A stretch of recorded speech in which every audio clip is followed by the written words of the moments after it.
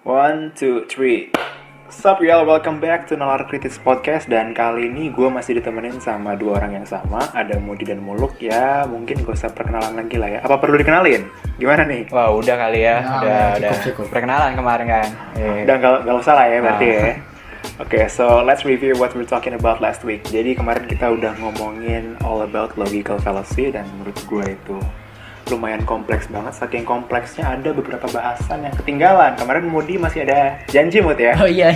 Buat jelasin satu logical fallacy lagi nih, appeal of authority. Apa itu Mud, appeal of authority? Oke, jadi mengenai logical fallacy appeal of authority ini tidak berbeda jauh dengan logical fallacy yang telah kita bahas sebelumnya, terutama pada bandwagon itu. Dimana pada appeal of authority ini mengkhususkan pada klaim yang diungkapkan oleh seseorang atau instansi yang memiliki kekuasaan khusus. Contohnya misalnya kekuasaan terhadap kesehatan, ekonomi, pangan. Jadi mereka mengungkapkan sesuatu dan itu kita angkat dalam diskusi kita. Tapi yang jadi fallacy-nya ini nih, dia nggak menyertakan bukti yang kuat. Jadi dia kayak, enggak nih menurut ini kayak gini. Tapi dia nggak menyertakan buktinya. Paham. Berarti cuma kayak sekedar, misalkan tuh orang public figure, udah punya nama, dan dia mengemukakan sesuatu, ya udah itu fakta tanpa ada bukti-bukti tadi ya Mut ya. Padahal kayak walaupun itu diungkapkan oleh sesuatu yang sesuatu yang ahli lah kita sebutnya ahli ya. Sesuatu yang ahli dalam bidang itu belum tentu benar juga cuy. Misalnya kalau gue contohin ya, tahun 2005 deh, pas lagi rame-ramenya flu burung. Lu inget kan? Ingat flu burung, oke. Nah, yang juga kemarin diangkat lagi sama podcastnya Deddy Kobuzer mengenai Siti Fadilah itu, tahun 2005 itu WHO itu terang-terangan menyatakan kalau flu burung ini bisa menular human to human kan. Terus dia bilang, wah ini pandemi, kita harus buat vaksin. Itu udah kayak disebarkan ke publik gitu untuk progresnya lah, untuk penanganan flu burung ini. Cuman di satu sisi, Bu Siti Fadilah yang benar-benar kayak dia mencoba untuk melakukan penelitian lagi, dia mengkaji lagi tentang flu burung itu. Ternyata itu tuh nggak human to human cuy. Nah jadi logical fallacy appeal of authority itu bisa dilihat banget permasalahannya itu di sini.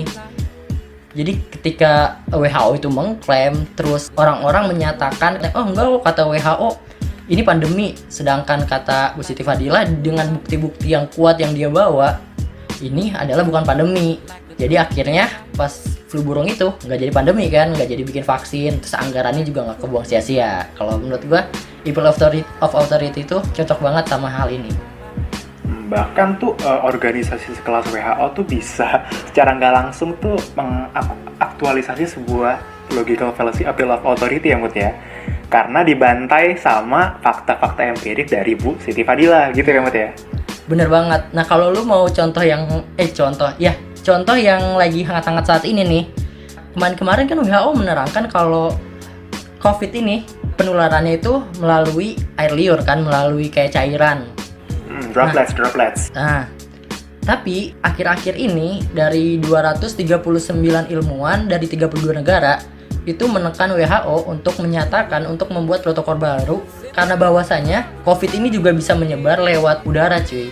Ternyata ada pembuktian kalau udara itu juga kuat dalam penyebaran COVID. Jadi ada alasan-alasan kenapa COVID itu gampang menyebar ya gara-gara lewat udara ini cuy.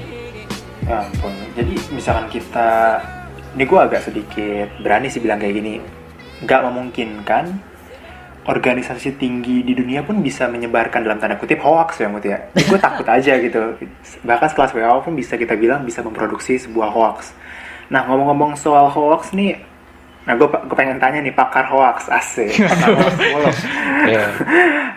Menurut seorang Muluk nih, hoax itu apa sih hoax yang menurut lo permasalahan yang akhir-akhir ini dihadapi Indonesia? Hoax apa mau? Iya, hoax menurut gue tuh ya berita atau informasi berupa naskah, teks, gambar, video yang salah, yang keluar dari fakta, yang gak ada buktinya, tapi seolah-olah dibenarkan karena meyakinkan, sehingga masyarakat tuh percaya dengan hoax ini. Jadi kayak seolah-olah tuh informasinya tuh informasi benar. Dan ini meresahkan banget, apalagi untuk masyarakat Indonesia sekarang ini. Soalnya di Indonesia tuh hoax ada banyak banget. Dari zaman dulu hoax sudah ada, tapi sekarang lagi marak-maraknya ya. Dan ini menurut gue berdampak buruk bagi mereka, buat kehidupan mereka. Apalagi paling parahnya bisa memecah belah bangsa. Soalnya tujuan dari hoax itu biasanya tuh nggak bagus. Ada untuk perpolitikan, perbisnisan, untuk menjatuhkan lawan politik, menjatuhkan lawan bisnis. Dan yang memakan hoax itu bukan mereka saja, tapi orang bawah, masyarakat. Sehingga masyarakat yang memakan hoax tersebut malah jadi memecah belah bangsa. Karena beda pemikiran, beda politik, beda pendapat, beda informasi, mereka malah berantem. Nah itu jeleknya hoax sekarang ini. Oke, berarti kalau menurut pandangan lu, sepakat nggak lu sama statement kayak gini? Hoax itu benar-benar isu yang meresahkan masyarakat. Wah iyalah, iya. Bisa memecah belah bangsa malah. Padahal cuma gara-gara hoax, cuma gara-gara kabar bohong, ngaruh ke politik, ekonomi, Iya, sosial. tujuan dari hoaxnya itu tuh. Hoaxnya padahal kan cuma naskah doang, tapi tujuan dibaliknya itu yang mengerikan lah. Benar-benar residu yang dihasilkan tuh emang gak main-main. Terus kalau misalkan kita balik sudut pandang kita, taruhlah gue ini penyebar hoax gitu. Gue pengen nanya ke Mudi, apa sih tujuan gue ini menyebarkan hoax gitu kepada masyarakat awam atau masyarakat atau halayak lah gitu? Apa tujuan gue menyebarkan kabar-kabar kayak gini, Mud? Kalau gue lihat sih, kalau dari tujuan ya, kita bagi dulu deh dua kategori nih. Jadi yang pertama yaitu mereka yang nggak tahu kalau itu hoax atau tidak. Jadi mereka menerima informasi, kemudian dia, wah nih menurut saya bener nih, kemudian di share kan, di forward ke teman-temannya lah, terus di repost di mana-mana. Menurut gue itu dia nggak tahu. Nah hal ini kalau kata gue menjadi problem yang rentan gitu kan. Sedangkan ada lagi kategori yang dimana orang itu sebenarnya tahu kalau ini hoax, wah ini hoax nih, cuman dia tetap nyebarin cuy. Nah ini bukan rentan lagi cuy, ini mah kebangetan. Nah dari dua kategori itu sih gue ngelihatnya tujuan mereka itu pertama sih, wah gue merasa bangga sih dengan hal baru yang gue sebarkan ke publik gitu kan. Oh ini dari gue nih, ini dari gue nih. Nah itu kalau kata gue sedikit asik sih jujur. Cuman kalau itu jatuhnya ke hoax, gue malu sendiri. Nah terus kalau yang kedua itu ya karena mereka gemar aja kali mencari sensasi demi mendapatkan atensi khalayak gitu. Jadi wah jadi kayak pengakuan dari yang lain-lain gitu kan. Atau enggak yang ketiga itu ya ikut-ikutan tren aja sih. Wah ini lagi rame juga, ikut-ikut nge-share aja. Jadi itulah kalau kata gue tujuan-tujuan orang menyebarkan hoax. Berarti dari yang gue tangkep itu ada dua nih klasifikasinya orang-orang yang menyebarkan hoax. Yang pertama, dia belum tahu itu hoax tapi dia pengen nyebarin aja karena dia merasa yang pertama mendapatkan informasi. Dan yang kedua, orang ini udah tahu itu hoax tapi disebarin, which means itu udah iblis banget lah menurut gue. Nah menurut lo pribadi nih Mut, kalau di Indonesia itu lebih rentan orangnya itu lebih ke klasifikasi yang mana, yang pertama atau yang kedua? Kalau gue lihat-lihat sih dari hoax yang udah beredar itu ya kebanyakan sih yang pertama. Jadi mereka itu nggak tahu itu hoax atau bukan, dan menurut dia menarik, ya udah dia share aja gitu sama dia. Apalagi kalau udah di grup keluarga, nggak gue share, durhaka gue. Berarti yang lebih yang pertama ya Mut ya? Iya yang pertama. Oke. Ini menyambung dari tujuan orang menyebarkan hoax. Menurut gue pribadi tuh gara-gara ada hoax ini, pola pikir masyarakat itu bisa terpengaruh. Nah, kalau menurut Muluk tuh sepakat nggak sama statement gue? Karena hoax itu bisa mempengaruhi pola pikir atau nalar sebuah kelompok masyarakat. Iya benar banget, dengan adanya hoax pola pikir masyarakat tuh bisa berubah. Dan itu kenapa masyarakat tuh bisa gampang banget percaya dengan hoax ya? Karena itu pola pikir mereka tuh berubah.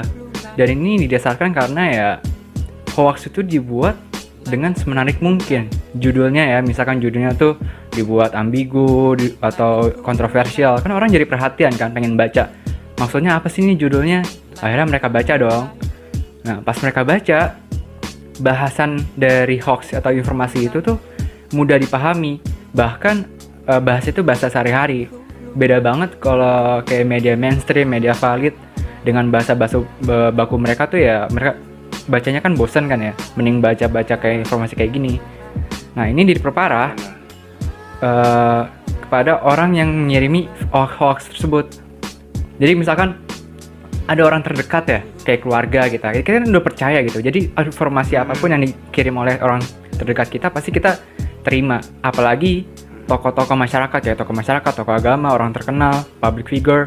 Nah itu kan kita sebagai idola ya, kita mengidolakan mereka, pasti informasi yang mereka berikan kita terima dong. Apalagi kita udah fanatik banget sama suatu tokoh, pasti semua informasi dari tokoh tersebut kita percaya. Nah ini nih yang menurut gue yang hoax itu kenapa bisa mengubah pola pikir manusia ya kayak gitu. Dan ini gue kasih contoh ya, ini ada contoh konkretnya sih. Apa tuh? Jadi kalian masih ini lagi ngetren banget kan kalung anti corona dari pemerintah. Iya. Nah, iya. Tahu. Nah cuman gue nggak ngomongin kok ini sih kalung yang dari pemerintah itu. Ini ada sebelum dari pemerintah tuh ada yang dari Jepang. Kalung virus shut out. Itu ngetren banget. Bahkan orang-orang kayak pakai itu. Dan itu bukan menurut gue ya, bukan karena barangnya bagus atau apa. Itu gara-gara ada tokoh artis yang rekomendasiin kalung ini kayak endorse mungkin ya. Kayak endorse gitu. Ya kan orang ngelihatnya ini barang nggak terlalu mahal, artis aja pakai, masa kita enggak? Katanya bisa nakal corona, padahal itu hoax semua. Itu kacau banget sih menurut gue. Jadi kayak dimana udah nggak ada evidensi akademisnya, orang yang disuruh nyebarin ini public figure, jadi makin gitu loh, udah kecampuran logical fallacy sama hoax gitu ya. Sepakat nggak kalau misalkan statementnya kayak gitu? Iya, sepakat banget.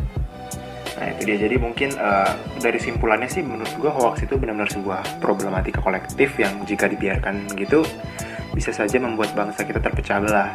Jadi bijaklah menyebarkan informasi dan hindari misinformasi. Thanks banget buat Moody, buat Muluk yang udah bantu gue buat jamming terkait permasalahan logical fallacy dan hoax. Mungkin kita bisa bisa talk each other di lain hari ya, bisa ya? Ya bisa dong. Bisa lah, ntar kita mungkin ada permasalahan lain kita garap lagi. Oke, so Nalar Kritis pamit, bye y'all.